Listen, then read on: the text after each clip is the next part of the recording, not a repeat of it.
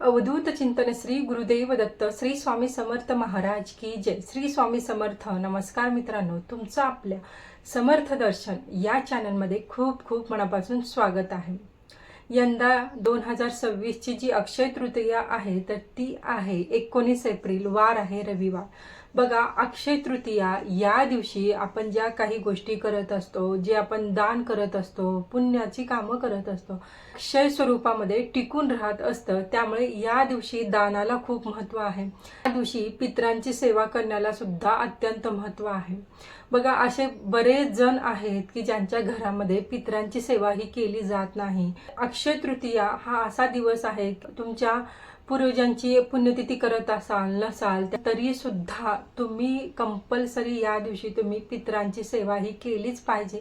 पितरांच्या नावाने दान धर्म या दिवशी आपण केलाच पाहिजे। या दिवशी आपल्याला पितरांची सेवा कशी करायची आहे, तुमचं जे मेन घर आहे तर ते दुसऱ्या गावी आहे आणि तुम्ही जॉबसाठी इतर कारणामुळे तुम्ही जगाच्या पाठीवर अगदी कुठेही राहत असलात तरी सुद्धा पितरांची सेवा कशी करायची आहे। ज्यांना सासू सासरे नाही आहेत किंवा ज्यांना सासू नाही आहेत किंवा ज्यांना सासरे नाही आहेत त्यांनी पितरांची सेवा कशी करायची आहे, आघाडी कशा पद्धतीने द्यायची आहे, याबद्दलची संपूर्ण माहिती आपण आजच्या व्हिडिओमध्ये बघणार आहोत। चला तर मग आजच्या व्हिडिओला सुरुवात करूया।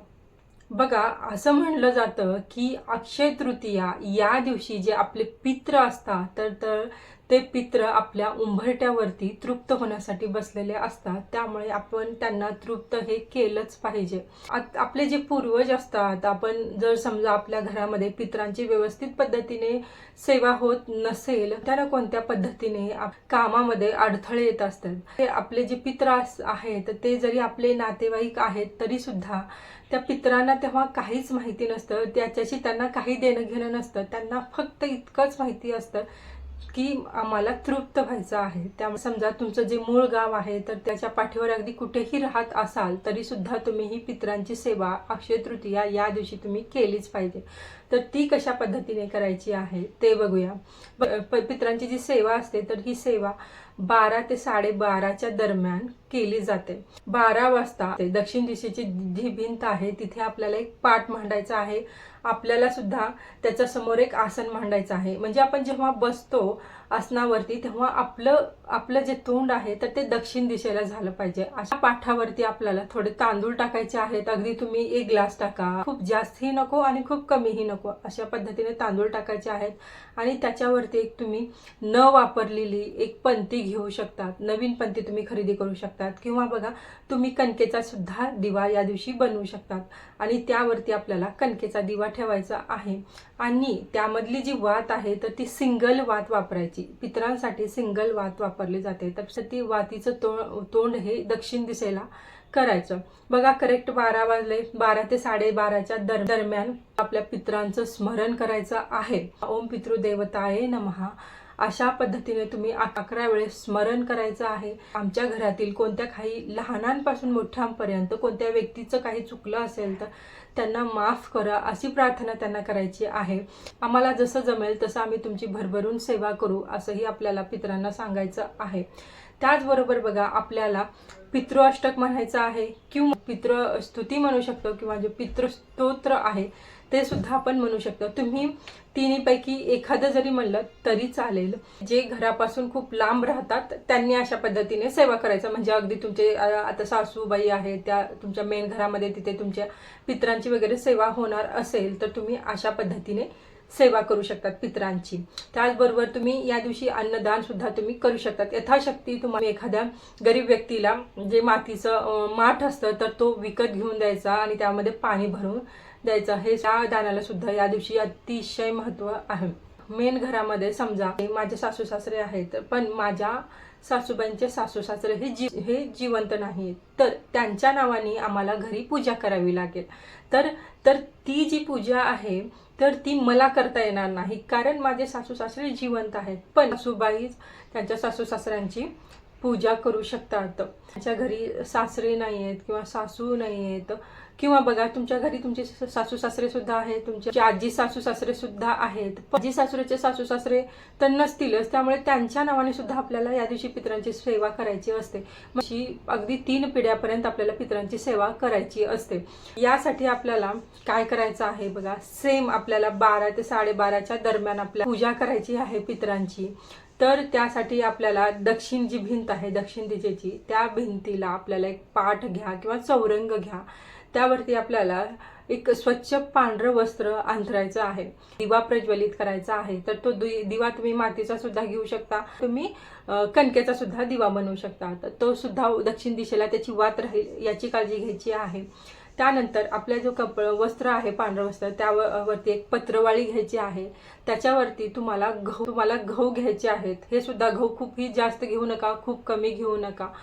त्यावरती गव्हाची रास टाकायची आहे. त्याच्यावरती आपली मातीचा जो मोठा माठ असतो तर त्याला केळी म्हणली जाते, तर ते केळी ठेवायची आहे.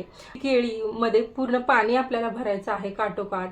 त्याला जो कलावा असतो तर तो कलावा आपल्याला बांधायचा आहे. तर बघा, हा कलावा विषम संख्येमध्ये बांधला जातो. तर 3 वेढे घेऊन आपल्याला हा कलावा बांधायचा आहे. पितरांची आपण सेवा करतो, तर जी केळी असते ना आपली, तर त्या केळीवरती हळदी कुंकूने ह्या रेषा ओढल्या जात नाही. तर चंदन थोडं ओलं करायचं आणि चंदनाने आपल्याला 5 रेषा ओढायच्या आहेत. तर बघा, आपण कलश स्थापना करतो आपल्या देवघरामध्ये, तर तो कलश आपला खालून वरती आपण त्याच्या रेषा ओढत असतो. पण आपण पितरांची सेवा करतोय तर आपल्याला वरतून खाली या 5 रेषा ओढायच्या आहेत, चंदनाने ओढायच्या आहेत. आणि आपण केळीमध्ये जे पाणी टाकलं आहे त्यामध्ये 1 रुपयाचं नाणं, सुपारी, फूल, हळदी कुंकू अर्पण करायचं आहे. हे झालं आपलं केळी. आणि त्याच्यावरती आपल्याला एक छोटं माठ घ्यायचं आहे त्याच्यापेक्षा, तर त्याला करा म्हणलं जातं. तर त्यावरती करा ठेवायचं, त्याच्यामध्ये सुद्धा सेम पाणी भरायचं आणि हळदी कुंकू टाकायचं, चंदनाच्या रेषा ओढायच्या, कलावा बांधायचं, सेम प्रोसेस करायची. आणि त्याच्यावरती आपल्याला बघा, बऱ्याच ठिकाणी खरबूज ठेवलं जातं किंवा काही ठिकाणी केळी ठेवली जाते. तर काही ठिकाणी बघा, हे जे आपण करा केळीची पूजा करत असतो ना, तर ती मातीच्या बनवलेल्या जातात. तर तुमच्याकडे जशी पद्धत आहे ती पद्धत तुम्ही फॉलो करा आणि त्या पद्धतीने आपल्याला पितरांचं स्मरण करायचं आहे, पितरांची सेवा करायची आहे. तर हे सगळं आपल्याला पितरांच्या स्मरणात करायचं आहे. पितरांचं नामस्मरण करत करत आपल्याला या सेवा करायच्या आहेत. आणि त्याबरोबर त्यानंतर तुम्ही फूल अर्पण करू शकतात. त्याचबरोबर बघा, तुम्ही या दिवशी आंब्याचा सुद्धा नैवेद्य काही ठिकाणी दाखवला जातो. कारण अक्षय तृतीयापासूनच आपण आंबे खायला स्टार्ट करत असतो. त्यामुळे अगोदर पितरांना आंब्याचा नैवेद्य दाखवून त्यानंतर आपण खायला सुरुवात करायची असते असं म्हणलं जातं. त्यांना सासू सासरे नाही, त्यांनी करा आणि केळी दोघांची पूजा करायची. समजा तुम्हाला सासू नाहीये तर तुम्ही फक्त केळीची पूजा करू शकतात, म्हणजे जो मोठा माठ आहे फक्त त्याची पूजा करू शकतात.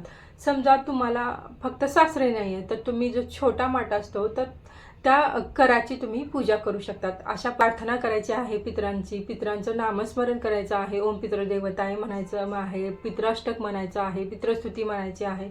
त्याचबरोबर आपल्या 3 पिढ्यांची नावं आपल्याला माहिती असेल तर त्यांना स्मरण करायचं आहे. म्हणजे सासू सासरे आहेत त्यांचं नाव माहिती असतं, पुढचे आजी सासू सासरे आहेत त्यांचं माहिती असतं. पण पुढच्या तुम्हाला माहिती असेल तर तुम्ही त्यांचे नावं घ्या. तुम्हाला जितके नावं माहिती आहेत तितके नावं तुम्ही घेऊ शकतात. समजा तुम्हाला माहिती नसतील तर आपलं सरनेम सांगायचं. आपले पित्र आहेत 3 पिढ्यांच्या, त्यांच्या स्मरणात मी ही पूजा करत आहे. नैवेद्य सुद्धा दाखवायचा आहे. आता आपल्याला या आघारी सुद्धा द्यायची असते.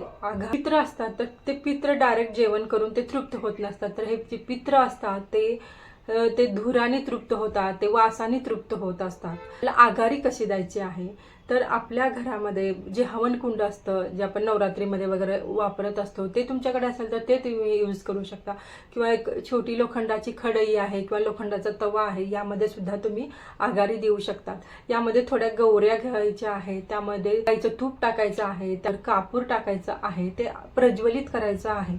त्याच्यानंतर बघा, तुम्ही जो काही गोळा देवळाचा नैवेद्य बनवलेला आहे, आता आपण नॉर्मली अक्षय तृतीयेला पुरणपोळीचा स्वयंपाक बनवत असतो, तर जे काही आहे, पुरणपोळी आहे, रस आहे, भात, सगळ्या गोष्टी आपल्याला घ्यायच्या आहेत, त्या मिक्स करायच्या आहेत. आणि मिक्स करून आपल्याला पितरांना स्मरण करून आपल्या ज्या घरातील जे करते पुरुष असतात, जे मेन पुरुष असतात, तर त्यांनी दक्षिणेला तोंड करून बसावं आणि त्या आघाडीमध्ये पितरांना स्मरण करून आपल्याला तो घास त्यांच्या नावाने टाकायचा आहे आघाडीमध्ये बघा. आणि घरातील प्रत्येक व्यक्तीने सुद्धा हा घास एखादा एक घास आपण टाकू शकतो, कारण या धुरानेच आपले पित्र तृप्त होत असतात. आणि बघा, मेन आपण दरवाजा जो असतो, आपला मेन दरवाजा असतो, तर तिथे बसून आपण हे आघाडी दिली पाहिजे.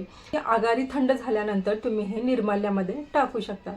आता या दिवशी बघा, अक्षय तृतीयाच्या दिवशी आपण पितरांच्या नावाने जेवायला सुद्धा आपल्या घरी बोलावत असतो.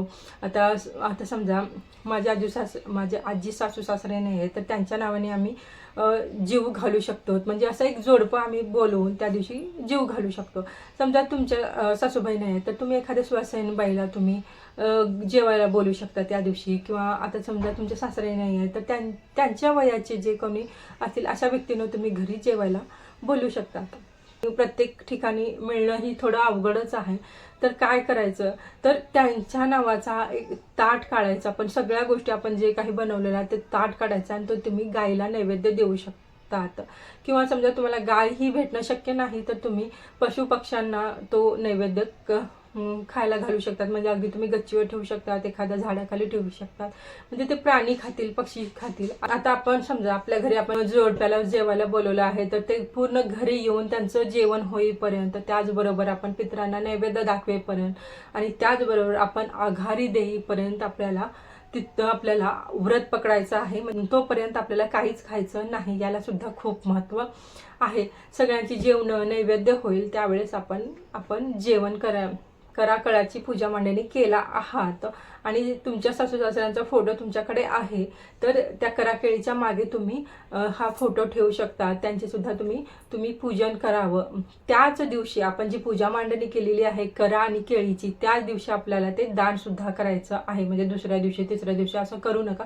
ती करा केळी आहे, तर ती आपण नैवेद्य वगैरे दाखवल्यानंतर आपल्याला ते दान करायचं आहे. बघा, जे गोरगरीब असतात, आता खूप गरमीचे दिवस आहेत, तर त्यांना सुद्धा ते जे माठ आहेत आपण पाण्याने भरलेले, ते सुद्धा त्यांना खूप उपयोगात येईल. त्यामुळे अशा गोरगरीब, म्हणजे जे असे गोरगरीब आहेत की जे घेऊ शकतात, त्यांना घेतल्यावर काहीतरी आनंद वाटेल, अशा गोरगरिबांना तुम्ही ते दान करू शकतात. बघा, आपल्याला पूर्ण गोष्टी दान करायच्या. अगदी पत्रवाळीपासून गहू आहे, दिवा आहे, सगळ्या गोष्टी आपल्याला दान करायच्या आहेत. खरबूज आहे, सगळ्या गोष्टी दान करायच्या. दान करता येईल त्यांना दान करा. किंवा एखाद्या मंदिराच्या बाहेर जरी तुम्ही तो माठ ठेवला, पक्षी तरी ते पाणी त्या माठातलं पितील.